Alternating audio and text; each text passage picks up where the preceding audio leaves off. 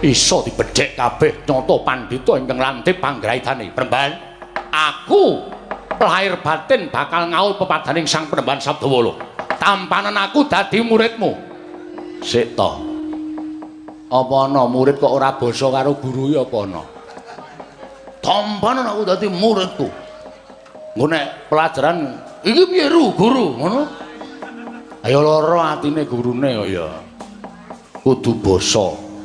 Wah, lah aku kon basa karo wong gunung iki. Oh, aja ngono.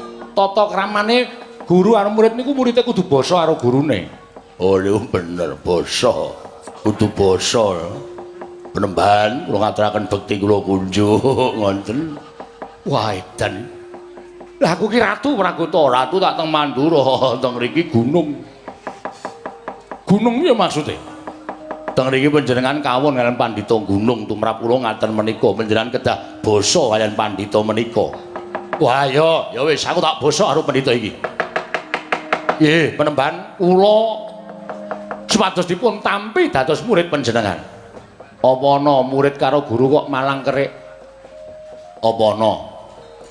Kudu tata krama. Wah, edan iki kok ming metenteng kok ra entuk to. Nggih mboten angsal kok. Apa ana padha-padha ngadeg jejeg ngono kuwi? Kudu ndodhok. Kudu ndodhok timpuh karo apa jenenge iki? Sedheku mari kelu. Pragoto wonten dawuh bali wae. Bali ora weruh dalan. Ngayal banget sampean niku mengke metu mburi ana ratu kok jedul kamar mandi barang niku. Cara pundi? Lah ya aku dhewe ya bingung. Pun dituruti mawon.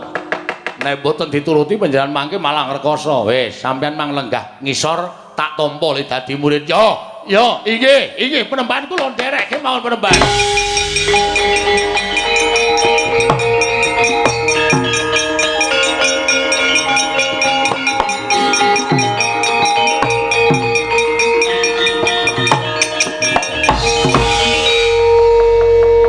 Ngaturaken bekti kula kunjuk Penemban. Nah, ngene iki tegese pancen ngaku aku yen aku iki gurumu tenan. Lho nggih, Penemban.